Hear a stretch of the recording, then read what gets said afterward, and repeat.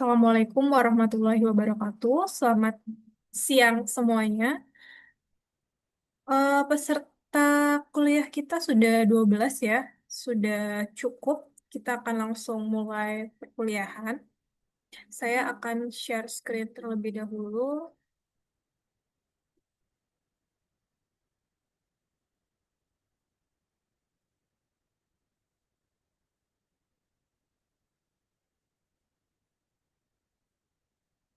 Ya, eh, mata kuliah batuan karbonat minggu ini kita masuk minggu keempat. Ternyata kita akan membahas mengenai struktur dan tekstur sedimen karbonat.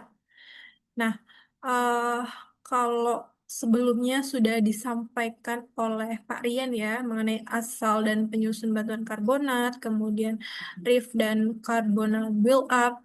Minggu ini kita akan melanjutkan ini mengenai tekstur dan struktur sedimen karbonat. Nah, harusnya untuk teman-teman eh yang mengambil mata kuliah ini sudah tidak asing lagi untuk tekstur dan struktur sedimen karbonat.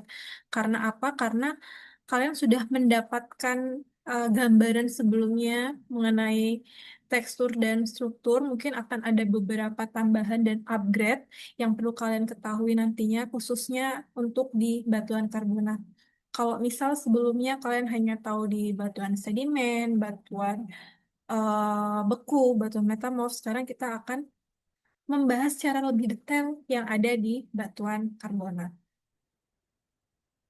Nah, tentunya apa sih yang kita harapkan dari pertemuan minggu keempat ini, yaitu nanti kalian itu diharapkan mampu untuk mengklasifikasikan batuan karbonat berdasarkan tekstur dan struktur menggunakan sistem klasifikasi batuan karbonat dari beberapa ahli. Nah, yang akan kita bahas nanti pada perkuliahan ini, itu nanti saya akan memberikan beberapa referensi, buku bacaan, paper, kemudian kita akan membahas mengenai struktur sedimen batuan karbonat, dan kita akan menganalisis proses pembentukan struktur sedimen ini yang nantinya akan berimplikasi pada karakteristik batuannya sendiri.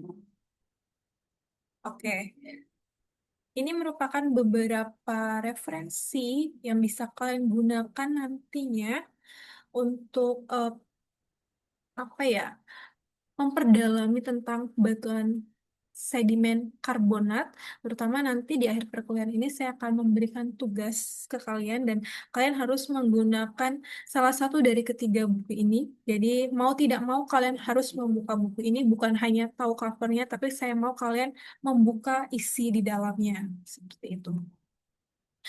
Oke, eh, berbicara mengenai struktur sedimen karbonat, ini dia akan berimplikasi pada eh, lingkungan. Di sini ada peritidal, kemudian ada self margin, ada slope, kemudian ada basin. Nah, pembagian-pembagian lingkungan pengendapan ini ternyata itu berkorelasi dengan struktur sedimen yang nantinya terbentuk.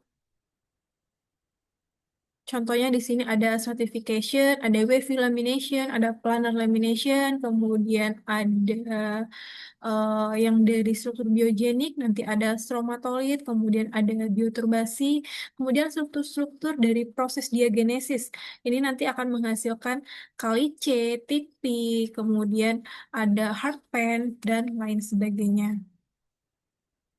Nah, nantinya ketika kalian mengerjakan penelitian di batuan karbonat ini, kalian akan me, apa ya, mendapatkan gambaran-gambaran struktur ini untuk kalian gambarkan di peta geologi kalian atau peta penelitian kalian sendiri seperti itu.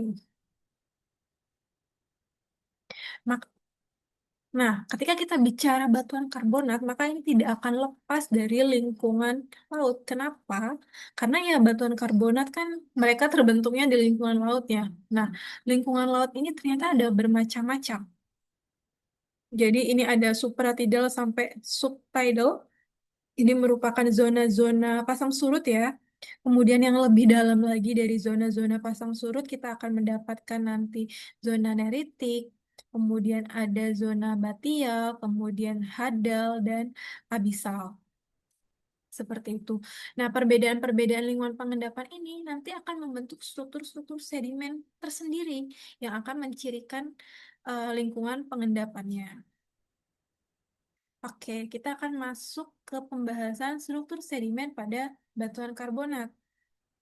Nah, yang pertama apa? Ini ada perlapisan. Perlapisan ini merupakan apa ya, struktur sedimen yang paling umum kita jumpai di batuan karbonat, bahkan tidak hanya di batuan karbonat, tapi di batuan sedimen lainnya, misal batu pasir, batu lempung yang jenisnya siliklastik, ini dia sangat umum kita jumpai di sana.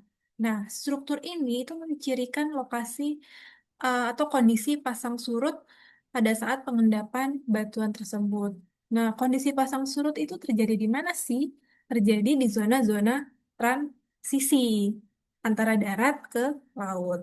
Gitu.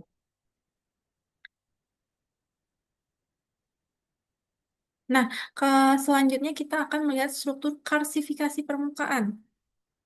Contohnya yang paling gampang itu goa ya.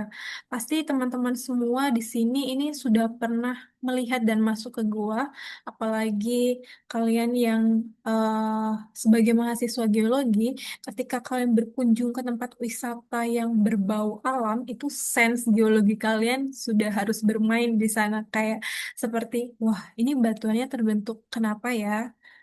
Kok bisa ya? Kok bisa bentuknya berlapis-lapis ya? Kok bisa berlubang banyak ya? Kok lubangnya ada yang kecil, ada yang besar ya? Nah, itu harus mulai kalian pikirkan, kalian latih pemikiran seperti itu dari sekarang, seperti itu.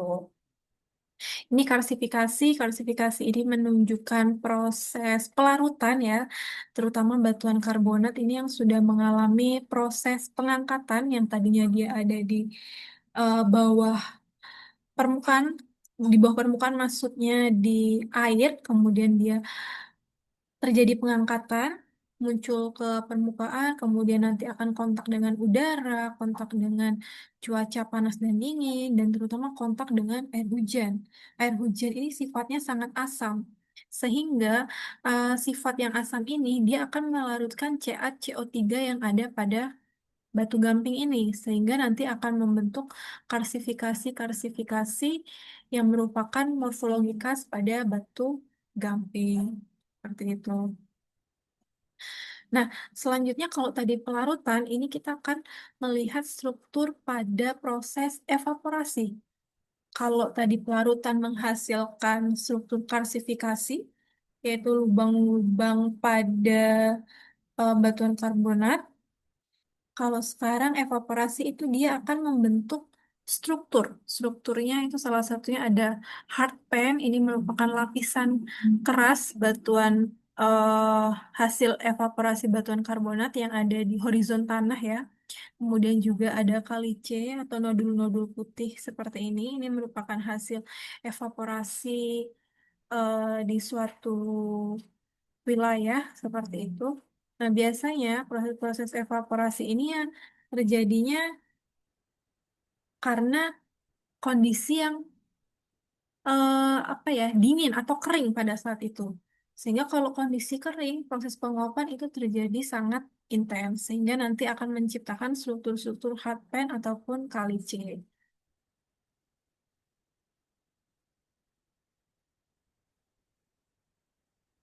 Nah, kali C yang dia terbentuknya bukan sebagai nodul, tapi sebagai suatu singkapan yang sangat besar dan masif, itu kita sebutnya nanti sebagai batuan chalky limestone.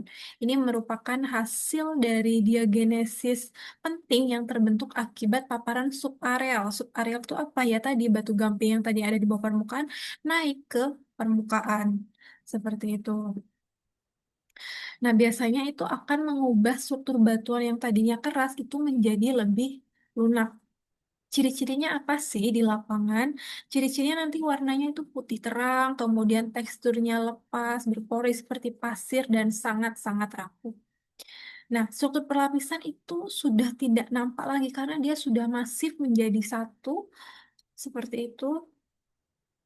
Nanti kalau kita melihatnya di bawah mikroskop, maka akan terlihat kristal-kristal mikrosparit itu yang banyak terbentuk di sayatan batuan yang chalky limestone ini. Nah, ini merupakan contoh dari si chalky limestone, di mana ini saya mengambil fotonya di daerah Karangbolong ya. Ini merupakan lokasi penambangan masyarakat. Masyarakat memanfaatkan ini untuk dijadikan bahan bangunan dan bahan pengganti pasir seperti itu.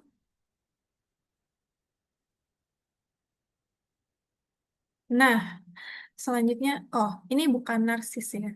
Jadi, ini merupakan foto parameter dengan singkapan. Ini lokasinya ada di Kalingalang, daerah Buder, di Gunung Kidul, di Jogja, di mana di belakang saya ini ada sebuah singkapan ya, yang tidak cukup besar, tapi sangat banyak mempunyai makna, dimana kalau kita cuma foto singkapannya saja tanpa ada parameternya di sini, maka itu kurang bermakna seperti itu. Nah, parameter ini berfungsi sebagai apa ya? Sebagai parameter, berapa sih ketebalan atau besar dari singkapan ini?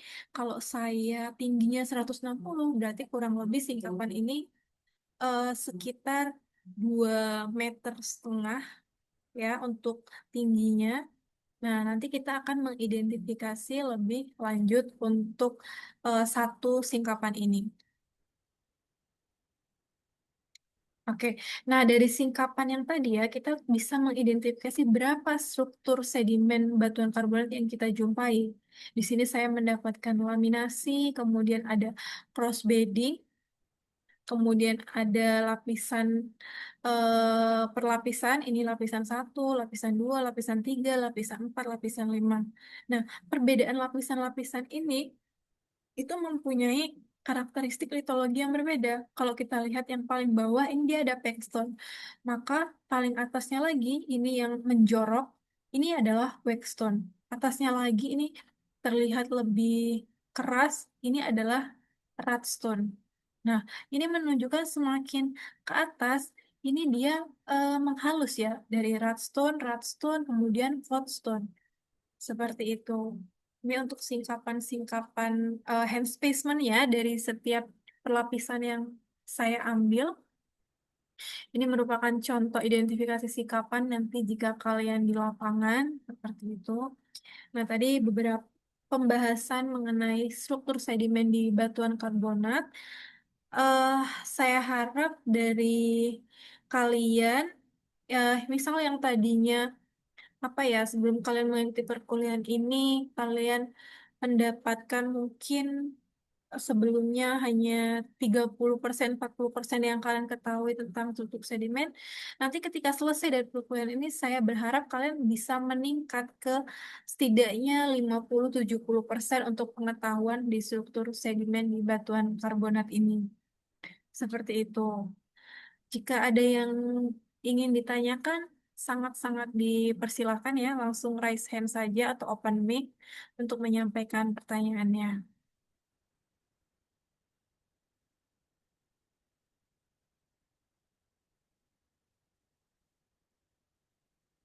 Oke, eh kalau tidak ada, kita lanjutkan ke pembahasan tugas. Nah, ini. Jadi saya memberikan tugas, ini tugas kelompok, nanti akan ada 3 kelompok, di mana kelompok ini nanti akan dibagi oleh koordinator kelas, kemudian akan membahas mengenai struktur sedimen per lingkungan pengendapannya. Jadi ada lingkungan vertidal, kemudian ada self margin, kemudian ada slope sama dengan sampai ke basin.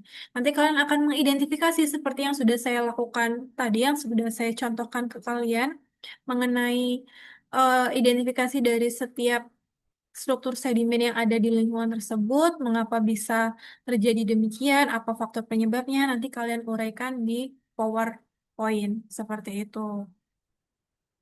Nah, nanti juga ini kan kalian mendapatkan banyak ya, bisa jadi 15-an struktur, kalian cukup memilih 5 struktur saja. 5 struktur terbaik yang bisa kalian jelaskan dan presentasikan nanti di minggu depan. Nanti sebelum kelas, tugas harus sudah dikumpulkan ya, maksimal tanggal 27 Juni jam 12 malam. Seperti itu. Apakah ada yang ingin ditanyakan lagi? Jika tidak, mungkin kelas kita cukupkan sampai di sini. Kita akan bertemu lagi di pertemuan selanjutnya.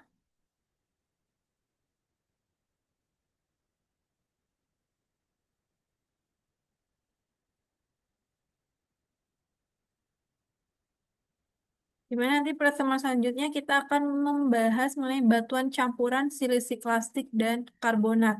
Jadi tidak murni hanya karbonat saja, tapi ada campuran dari silisik plastik. Contohnya apa? Contohnya ya abu vulkanik, kemudian batuan sedimen, uh, batu pasir, batu lempung yang tidak bersifat karbonatan, tapi bercampur dengan material karbonatan.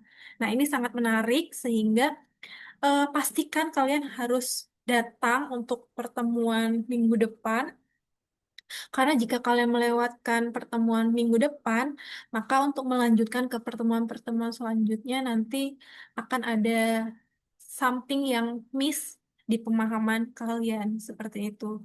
Nah, contoh-contoh yang saya berikan tadi itu memberikan gambaran juga ke kalian bahwa untuk tugas akhir itu tidak harus loh harus ke perusahaan, tidak harus juga mengambil data sekunder.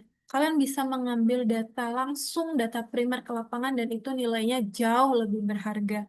Seperti itu. Mungkin itu dari saya. Kalau tidak ada yang ingin ditanyakan, saya akhiri. Wassalamualaikum warahmatullahi wabarakatuh. Selamat siang.